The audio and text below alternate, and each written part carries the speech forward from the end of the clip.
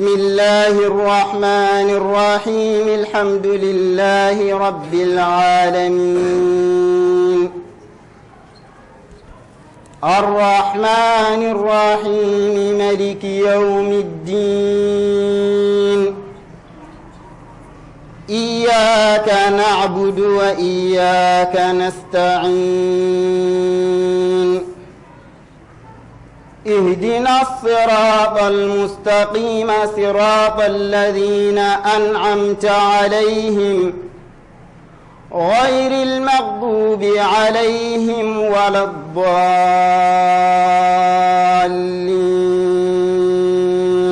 إن الحمد لله نحمده ونستعينه ونستغفره ونعوذ بالله من شرور أنفسنا ومن سيئات أعمالنا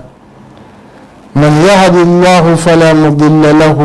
ومن يضلل فلا هادي له أشهد أن لا إله إلا الله وحده لا شريك له وأشهد أن محمدا عبده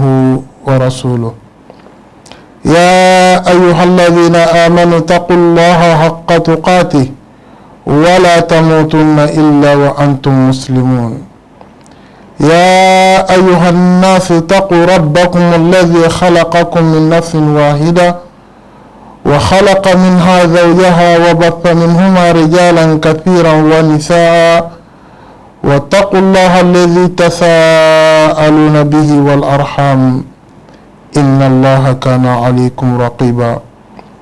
يا أيها الذين آمنوا اتقوا الله وقولوا قولا سديدا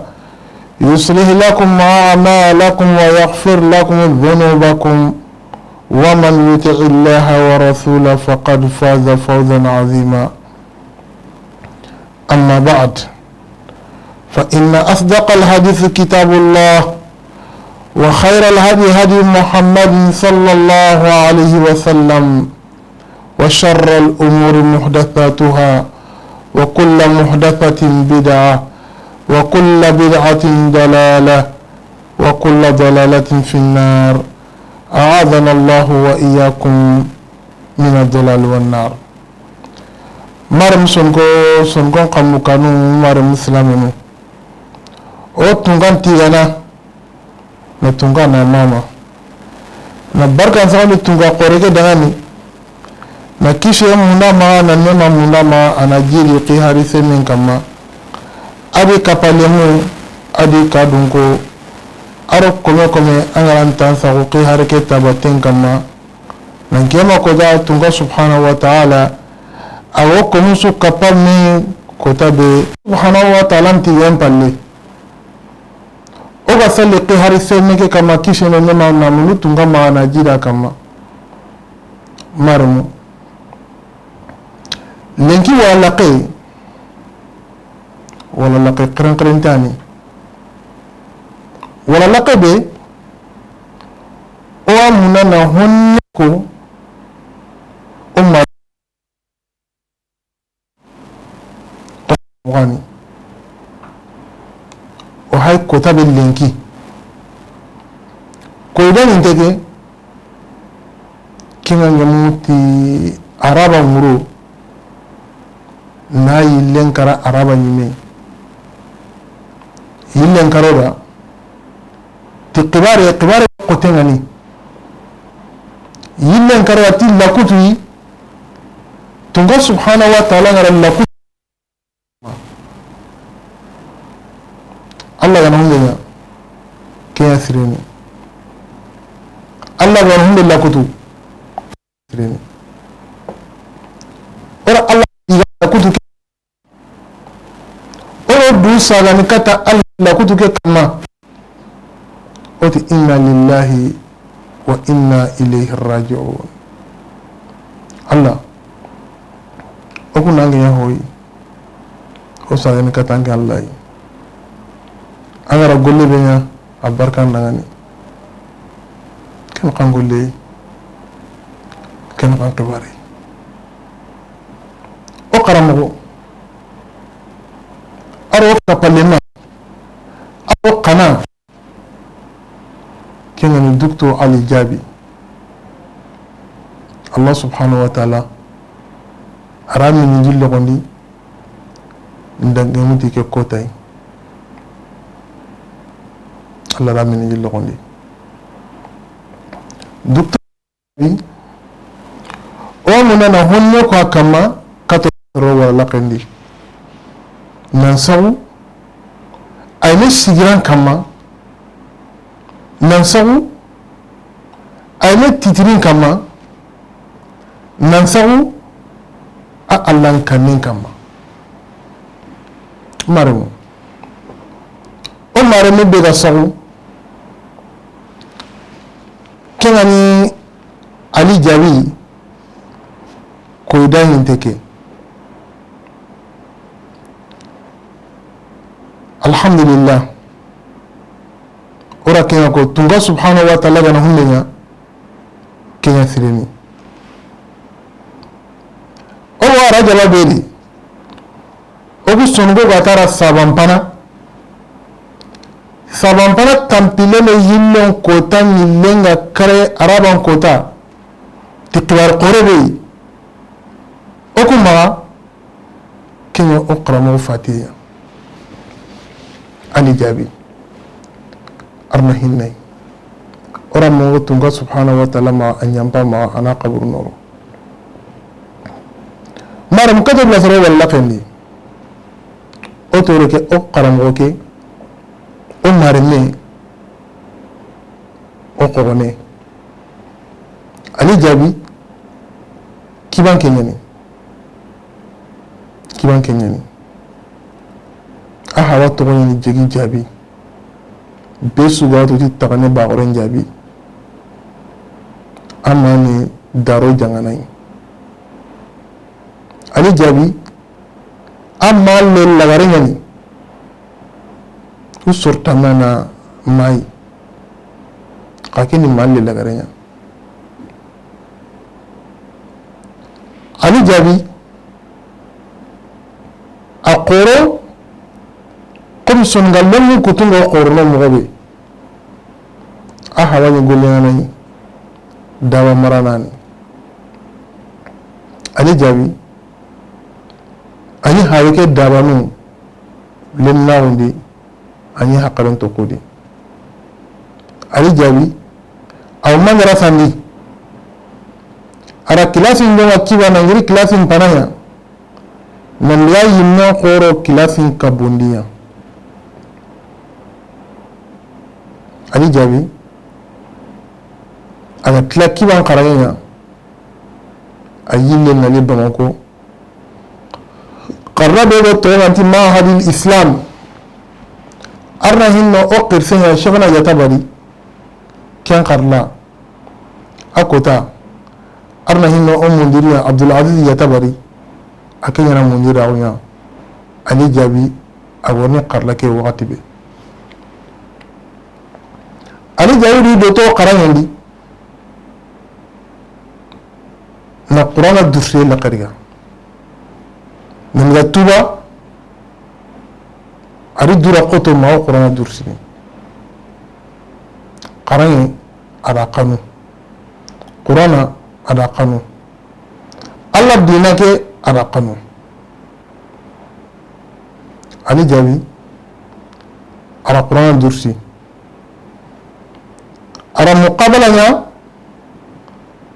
Niger ala jamia la qadiyano ala muqabala ibonya saudiya alla ranya marina jamia kunda wutu kashina hana amma katara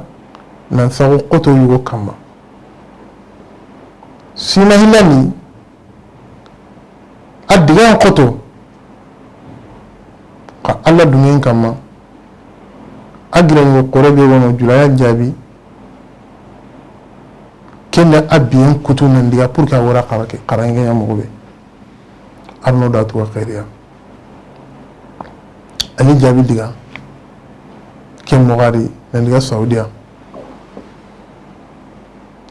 kena yaqra mo ya jabi ken madina no ken kunda dema akran kibaru ko woro sabati ni mogobe ali jabi ara jamiya nya kenan kulliya nya ada kenan madina no na kenya ma na le masher nya madina no na masher kenya ma na doctora nya na doctora kenya ma doctora ke amuna qashanya 2019 ke no Allah nya Sheikh Ali Jabi ari doctoran kita Ali Jabi amma taganya ride asaye mali hawankandi kengani maliya agar hawankandi ani jongo ne kankai o watu songale mo ko ni hankani jongo no be keni naburu mundenya Ali Jabi ami jongo naburu mundere ari jongo karanya to warenye Ali Jabi ari jonko ni sin kabarenye munyankote woni akanta tenya ara munyankote ke mundu awa munna na harawa kamana munyankote tana hunde ga ma no kutana yara sai ga kenya ni sire ni kanga tate amobe ara dirna kenya ga mundu adiga gemete ken kana o qirsi wa no kuy ken ni maliki jakte qatara munyankote ngana ni sire nya ike kara kili fi sabilillah ani jabi ani dura qoto na nukuke na dabar na misiriya nukuke bo nukube amani ne popo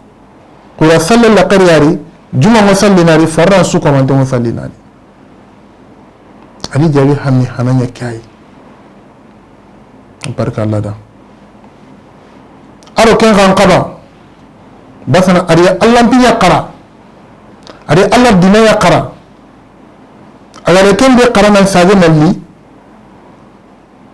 aga qara golli hana biya kenna ngara serun kane na Allah dinan ko sori ken kan ngaram pana ken woni misriya ara misri ke sigindi aymana almamiya ali jawi qarlangolle wo qara ken kiten sagoni o qirfi masra jabi kenan non khoto go kini na diwa muna na qallana misirenya ali jabi ali jonko ken khay awa munda na qallake dabari ali gara hondo programme alla gara waga qaramuten koyi qallake ara qemo ni ani jabi jongo ko gollo ay jaga haramare ne anke na kiten sagoni ni nka yani yi kewri lagari mogo be anta kentu jaga lu kana kesu kiten sagoni ani ubunye mande na li ntato kuntato ali jabi ani wala lakan kinni tuba jamiana tuba jamia ali jabi wala lakan kinni no Allah subhanahu wa ta'ala o hawara kota be ko kenga ngamite arajawan tampile le yille nyang muro aga ngamite araba muro ya ali jabira hutura saliti bisirega ali jabira sawon saliti sirga misirendi ali jabi girna li kara nali qumbani darfni be gan kala nan kini qallama nanu préparation sunyana wara ato yille nan kare ali jabi ngirna ndiya qallaya araban soqwa sawan para wote rajaba ken tambillelo hillen kota kibare kare mawli haramarne sentora dabarin tora o sommomu o qasa butun qasa qa onda hokoni Allah gama humbe ko dangani yani ni yanka o senta kendi يعني ينقى هن ينقى نمع أقرموي تنغنانو أقرم وفاتي دكتور علي جابي أروكي قرنجيلي هاللي أمي تابونتي أمنا تنتي نانتو أورا قرمو كتا هم ورمو ورا كيلي أو دينا كي نغولي أرا قرا أو كان أقولي مثلا قرن سوي نانتينا قرن كتا دي سرنا بو قرن يانا نتلا قرنا أبراتيكي نا قولي كان قرمو قنتا كما Ali Jabi agara hunde qara ada tu agara hunde qara anya golini Ali Jabi dina ke yu qurani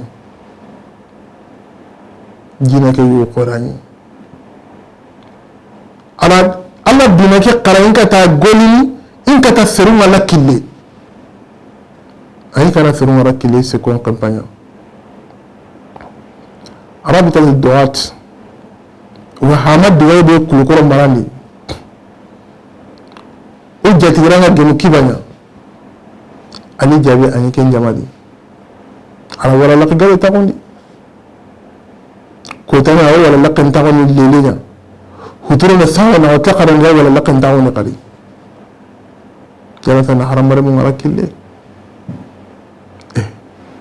جاء كنو كبولي سوي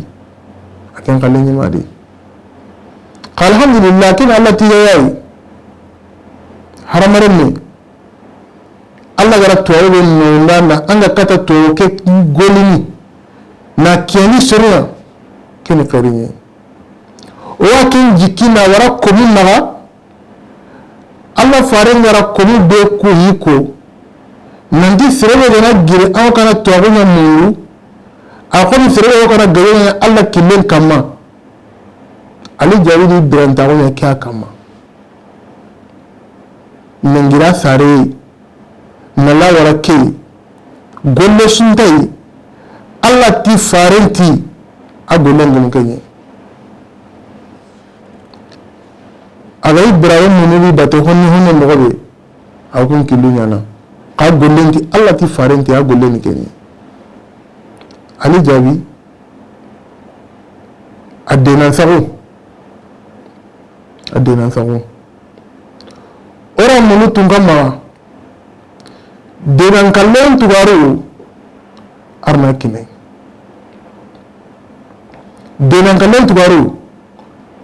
Ali Jabi tanate arosino hilli Allah barka rawundi barka Allah Ali berantau ke Mogoli, agar golle niya, sering orang kami sini beramakan golle niya. Ali berantau ke Mogoli,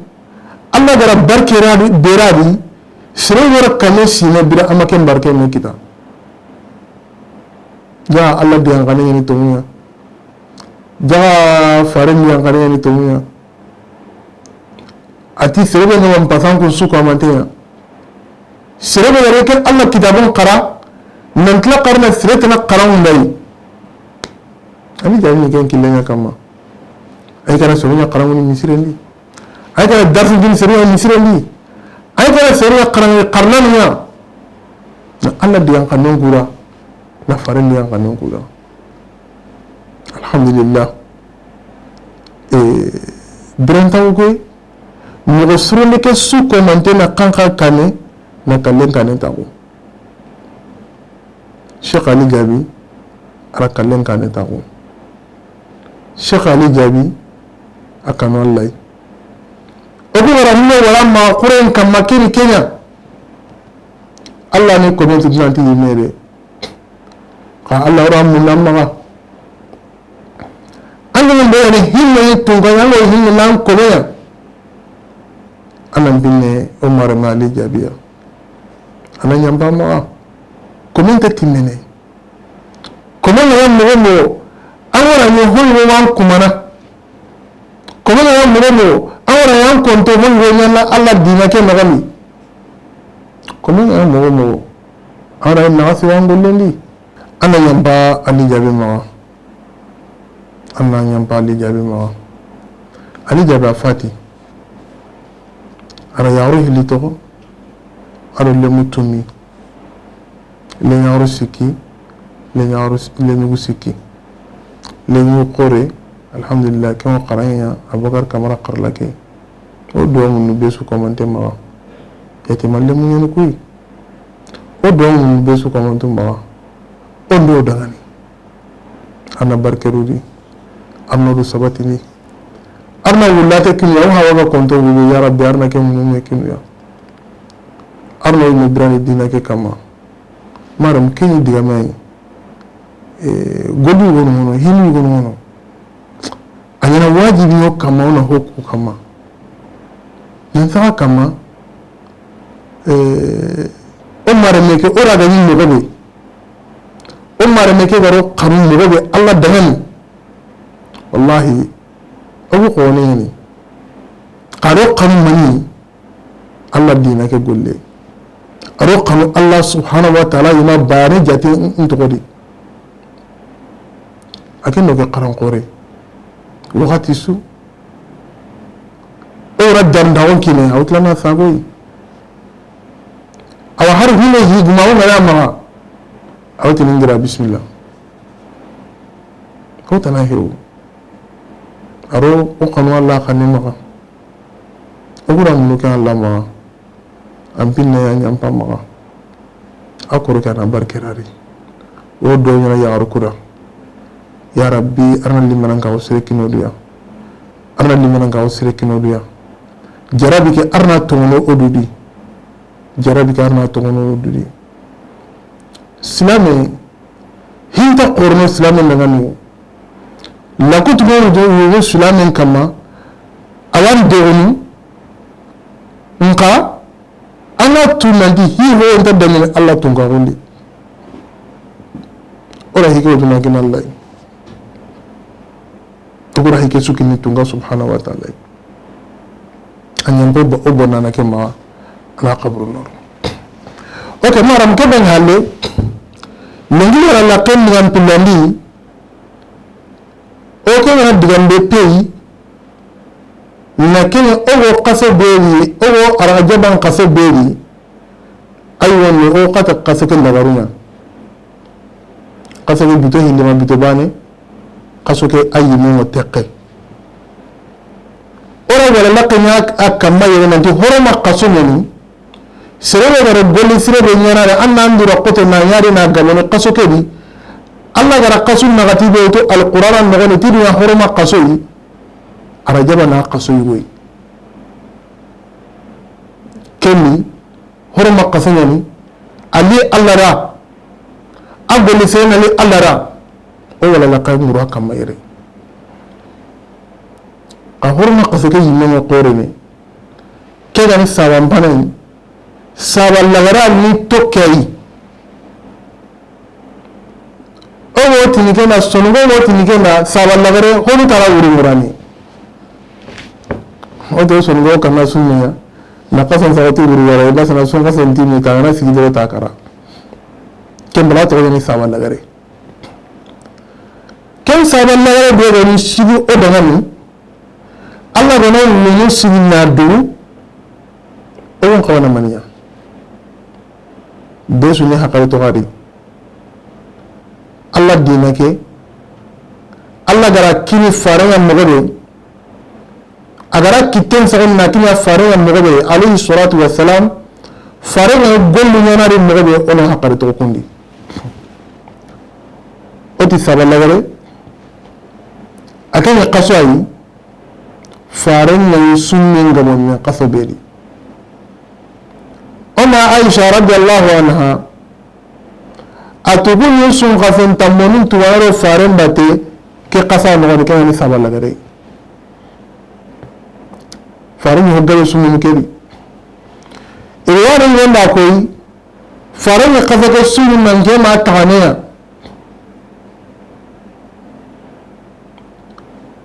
kolmoni yora koy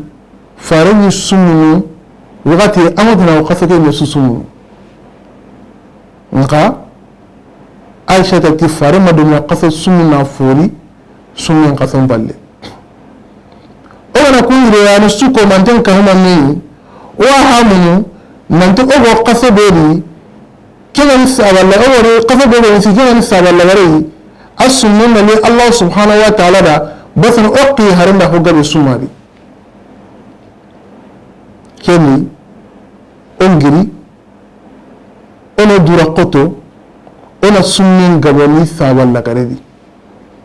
tambo go sebe ni qara dura koto na tambo ku tuwa saballa gare ken nogondi ma duna sun kafan tambo ngawani ni anten sun kafan tambo kasema tuge ma do ngane ay andura koto ana tambo ku tuwa saballa gare nogondi kono faren kaabu ñaaru na i tammonin tugana saballa yere mogo na ñima mogobe ana ndura koto kega awa na ndura koto saballa yere mogona anna sunnen gabondadi nan saka kama o xeer hare alayhi salatu wassalam a sunnin yangawa saballa yere nogondi kennani halle o qirrenga lakkata be su komantiya kasa yimmen koyinto neya ken toga ni ti sunnen kaso kaso yimmen ko ndo meya ken toga ni ti qur'ana kaso ken ni sun kaso ya akanya pa sunnen kaso tamro hillo su ko manteya fari ana qur'an alayhi salatu wassalam sun kaso ni kaso qur'an adnan ta sunnen kaso tamro hillo su ko manteya Allah rakino ya na sunnan ya fare rayi silame su komanten kama anga balirawo anga na balirawo an pakari timmanteni watentanya anda terekile kama sunne kenan kama wajibi nya kenan sun kason sunniya sun kason sunnenta wallahi nanti ngolle sun kason sunnenta wallahi nanti ndogonteni lenki ayi sun kason sunnen islame su kama wajibi nya ma Allah gana serebe jarabti wate be ga ware angaranta sunna ken wate toga Allah ti bashin dare wate ngana liga tanna wate ko tanni sun ka fa ngana kara ana kata kun ko tanu tugona sharanti ana tere kille kama ana mini sun ka fa ngana kara kun terkillu angara hakkalu wa kun kenni alla kentuwa sharia ngani yare an ka fun pore nganari an sunna ngalla sun ka fun kara an kun ko tan tuwana an ngani yare qarawa hore ngana ngiranya sun ka fun ngani an kun ko tan walla sun ka fun kara an kun ko tan tuwana kun mara duwari Allah da sunnen kason sunnen ya oku kama wajibiya Allah ta yi Qur'an wani ya ayyuhal ladhina amanu kutiba alaykum as-siyama kama kutiba ala alladhina min qablikum la'allakum tattaqun Allah ti Qur'ana ke magani angun ko be ga ta agal limanan ka wote Allah yi karamunde angun be ga sauka ya angun hini angun me sonno mun ga dundon ta wote Allah subhanahu wa ta'ala angun be ga sau Allah yi tike Allah da sunna ya kama wajibiya ko ni garanya ko mu kama wajibiya nan sama angun ka ne mogoro ida kenya angu ngana sunni kenya awo Allah kan nin kitana sunni ya mini haramare ne an ngana sunni kakata nan kata an khajana an ngana sunni kan kata an Allah kille nan ngara Allah kille ke kama nan khaja Allah ra ana ya kana golu gurbe be ya sunni ne ya sabe na bu golu gurkudi ana mun na golu surbe ya sunna ma sababu ya nango ni sin yan gaboni masal Allah kan ne to aminti Allah ga tana hinne ya kenya ne agata na hunde tokono kon tokono kinya Allah kanne to on wo famu mo ke aw Allah na sunna ki kinoya ati awa na sunna kina taw kan Allah kelli sunna kasanya jon ko into no kuy ogun kawana mo suro na ke kaso dubu ogun kawana mo suro na kaso ke sunna dubu o su komante anan girna mo suro no su komante ni serebe na nanti wate wanya an kanunte wannan dallan da sumunu wate ke kadama anan girna wate ke jara nan fane sun ko fongane serebe kan watu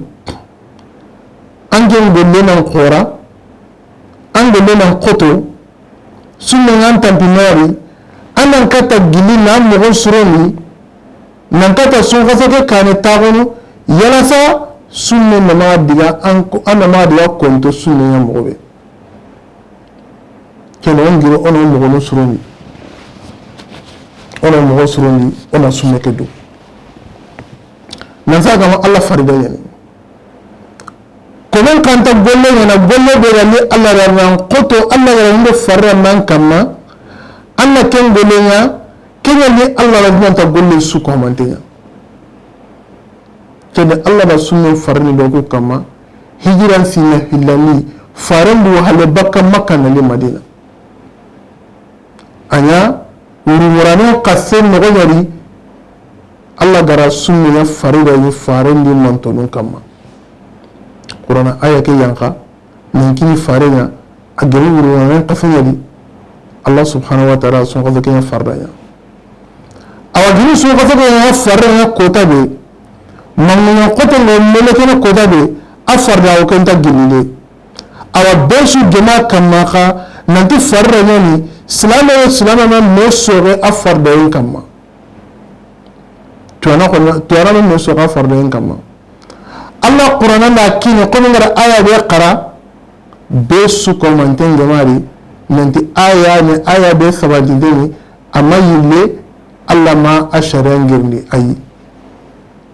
faran qariti hadisanya kamanjatun parisani no Allah gara sunyan ko hulo nogoni o fare sallallahu alaihi wasallam aku tera hadisan nogoni hadisan gabe bunal islam ala khams islam awon tawon taranta qoru karagi kama ahanani Allah bananka wa shahadatu an la ilaha illallah wa anna muhammadar rasulullah sallallahu alaihi wasallam ajillani kani wa iqami sala nasallan sigini asikali kani jakkan kinniya anna atali kani sunqason sunniya akargadi kani hinya Allah gana senya ndangani kono woro sunniya na karganiya kono mo woro hinya na karganiya keni faren parisanya hadisa no be segentengani hadisa no be sahantengani kutamenta hadisa no be nawli kusura ko nandi sun qaso ni farre oku kama sun qaso ni farre oku kama kenga ni jonko yokuyi oku nan kama no mo soro na kendugo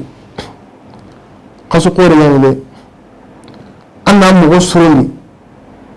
anna yi bate be yana andura qoto ana hoko batugi sunna ko ni kebe wajibiya kana hinna hinan golude ana yi salle be yana nan same so ko fake kane ana andura qoto na hokka wanna hinan salluya kenya ni sunga fali salatu tarawih kenya hinna hinan salle be go yana sago salle mutale kenya sunna nan kinowi farenga kono ba haditha na alayhi salatu wa salam serebe yana sunqa sun sumu nan kla qarna si kenya qari ananya Allah anda golle ke kamantenya Allah tugarenya mundian kanema talla banjuru musu kamantenya pana afugo na diame ga hamu man qama ramadana imanan wa ihtisaban غفر له ما تقدم من ذنبه ti serebe gana sunka sonke sikenya anke mbegara nyanda nyati limana kawo ma sondo meli an sawunte ngai nanti Allah na munda maana nya an sawunte ngai nanti fare sunnah alayhi salatu wa salam aw kana nya kana Allah tuwaru nya mundu ama ke no famule anta kana bolle ke yala ga serungo tinna ndanya anta kana bolle ke yala sa serungo de akarfa ko na wallahi la ngaben samini ayi angin kana yana Allah tuwaru ka mundu faranja alayhi salatu wa salam sir sugara nya kan kana ma Allah wan jurmu nyampana ke no no dura qutukui ona sun qafo ona yi ayi menkemu on nyagali ona sun qafo ngemu maro no ko na da nani sun qafo silame nenu na qaba sun qafo ngemu ti nyagali ni mo firi nga ogo kale ko contre nyam lengi ogo kana sun qafo ngemu ti kabne aro hakar gileni ay kenta qabaw ay qafa dogo kayani horoma qafa yani qafa khore yani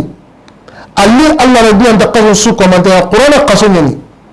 jurumo nyam pana qaso keni oguna qabana nagala na gemu na Allah subhanahu wa ta'ala mo jurumo mo yam pana mo sur be dango kane su qafa ngana katable fari ti qaso dantanu una duwa ne na arna sun khasuka ko na bate mu ne na bate ligo dangan ko ni nyawale ti sun khaso liye ba fa no juru ni yampa no ni on tuwaro kita no ni Allah wonno wara daraja do qore ngani ko ni nyawale na kenya du awa sun khaso ngani halle ko yi una duwa ne na golle be na sun khaso na arna kinoi arna sabati nora o ken do yana qasu dantano wa qasu tumi wala inna wara kille qasu tumi bane kenane ayunya aro qasu karbe wa samaya halle o kunyana na gemuna donya o golu be yana arna ken do dangani nga obu son ko kon kanu son gaso ya mo tinti o mo ora sabala ere to ko ti wuru morane ona ma kanede son go ma kanu son gaso ya kanya Allah sun gasan gamu Allah ni manya nan ni sun gasan ni Allah yan panya ni sun gasan ni Allah hore manya nan kana sun gasan ni Allah da kutuna nan kana sun gasan ni qara Allah ya qar Allah ya na hukka batinya na hukka na ngi kensa Allah kama na hukka kenya qara dura qutu kenya hada na dura qutu kenya Allah bakelo naadi hada na dura qutu kenya hannan pi de gawan kunya har ko golle be woni hinna ni jado na hajutani Allah ba su kamante no na daga kadda surunge manga rangi ken so Allah kama marmu ogo ko qurube tawmuku ogo sir qurube tawmuku wana Allah ya hande Allah wa ya ni danan marmu tana hewu ورسولنا يكني الله سبحانه وتعالى ورد كذا سوى الله كما نعم أو أقرأهم يهار لينكي أو أنا كنا وهيك الدعاء بنا الله وجابنا الله وخاق لين جابني سيكون تكلم لي وكان براوري أكو مكة كابكون كمقوري أو مكة تسيران ميكتنا on sawe na lo golum pai on sawe no sondo ku buni no sawo sella yawan esbo kulelwa hinan kapentu no walwa hashira wontu no walwa beson ko na wontu no walwa ni angu bisu ni sondo wontu na fa kitende wan asan kitende na haymo de la na yanfi bakari sondo maka wontu na hayi gino ho gawaru hinde gati ni nangi ken sa wala kama ken do ga ndara ken bakari sunu me kiyanga na qur'ani wala na kin Allah angara kin Allah to ni Allah gara mun ni na ma dan tan kenya aw kapa Allah waliya Allah gari min ngi be toko waliya to kon nante Allah kana Allah min ngi awon mun ni toko amati ke qabla serini amati ke debe serini ayi amati ho ko dunyani amati ho dunyani ayi Allah make ho ko ra Allah gari ko musurugo ko to ngora agaru ko musurugo magangutu ko ra magangutu ke ni gollu magudu ke hanani hille Allah ko misran po honta hokka pallai tay kendalo se suwan ko misira hillan ka penta ken golleni bafara ko misru be danga kani ko ngolli mutu na wa hillan ka penta di ay hillan ka penta di diame dewe ya ba ulu ay ni mutu na hay من كان يجينا قاتل نوح عليه الصلاة والسلام يا نوح جلي سرنا رب جلنا بيجا هلان كبنا عندنا قصان قروان بس الله بنيه قيكات سرقيا ننتنالو بوي هلان كبني نوقري كتا الله بانان كاويا واتي بالشيطان غير هلان كبن ما ينتو بناني نمو سرنا هلان كبن كلين كمان nuwara siri baten kilen kama Allah subhanahu wa ta'ala ni waqi tanalu khiri baga kem pillan kape kille kama anu wara Allah banangaun kilen kama Allah garu taga humbe kanema aflanu kuma o walla ko mena ka kama holo qallege qoni wala laqi humbe garu wala laqi no mena kem bologo kana se humbe kama o telenkake Pinal TV wala Pinal TV o kana se humbe kama wala laqi beri ya holo kin Allah banan ka gonye shahadatu an la ilaha illallah na wuretu na shartu mintu o kana kenya utu bare na keni telenka nanuya wo kana wala laqi ku telenka qaraha qarto gadi wala lagu anu mutunu tembe ni o wala hunde ribe me na ken wati ni mo kanema wala laqay warni awara kama wajibi anna hu go konadi kun wala laqdan ndugu o fe horoma kason kama kenay saban bane lego hada se saballa wara kama arna hinna oqrama docteur ali jabi bonne ora kon tabaren kendi Allah gana wala laqrin tun koya insha Allah oga sigin noqbe la ilaha illa Allah shartun bi gawai ora hanan ko kenana al ilmiya tuaru ora ken ko nan fe ken kama Allah gana wala laqriya koya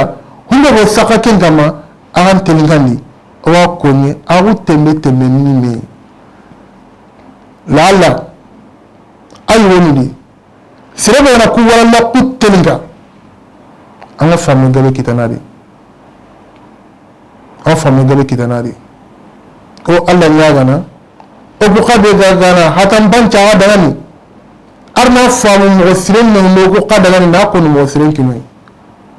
o su ko mantena ngoli ta arna no su ko mantena ngani wakati mpiyan wati atime o kunyile o kurman kaoni kato o telekanya kenga ni Pinal TV ya wa kunyi o kanon kun kunyi o gonyana su commenter kunyi o do mun be su commenter ma wala do mun dangani wala la kran na wara o telenganya kena latige ni de la Allah kudiyan kan ngonu Allah na hinno okudu kunsu ko mantia no kisini yimbenta ntoronya ya rabbi arna ke nyodu dangani anna barke robidi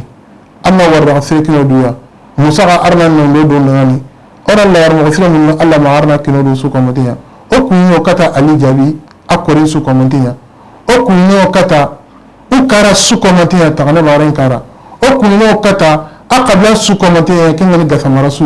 o kuino kata adro su komante ya kengani kibange su o kuino kata akapalle man su komante ya nangiri kiban kabla nali mariya nandi Niger nandi Saudiya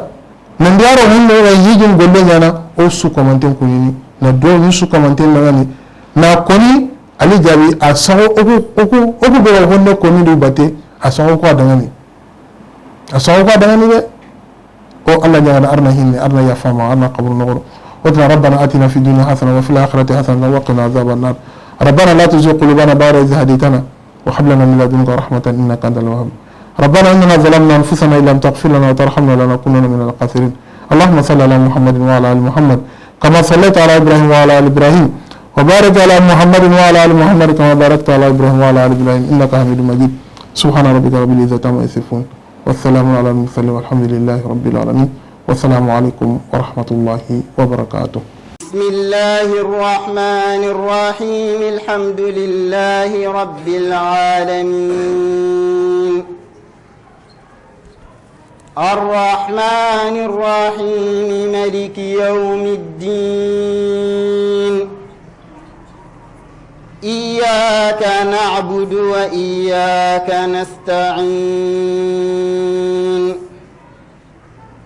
اهدنا الصراط المستقيم صراط الذين أنعمت عليهم